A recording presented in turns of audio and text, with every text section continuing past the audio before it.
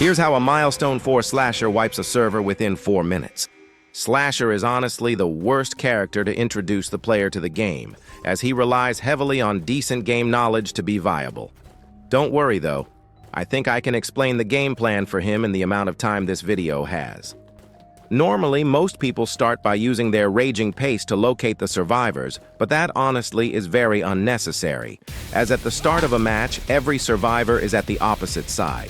You can just run there instead. See how this guest whiffed their block?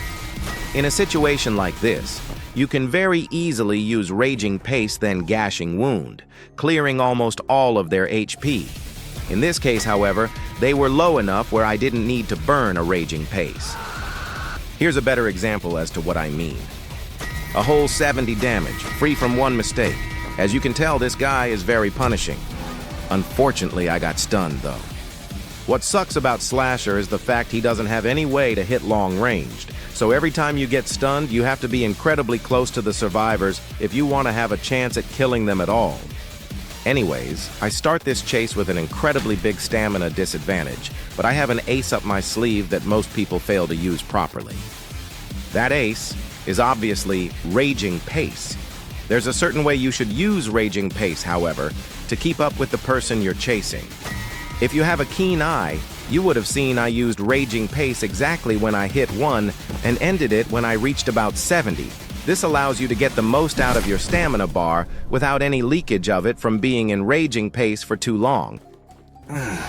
Whoa, hey now, you're covering up the gameplay. Go back to your usual spot, man. Anyways, Hello Neighbor is back. Please do what he asked. Obviously, I have some sort of entertainment value if you've sat through this video for 2 minutes. Not sure what this guest was thinking charging at me while in Raging Pace. He clearly was going to block right after too. Sorry, guest. Finally, it's last man standing and it's against a chance. They're near the big roller coaster building, so I hope they aren't going to loop around that. Thankfully, they don't, and waste a little bit of stamina being indecisive.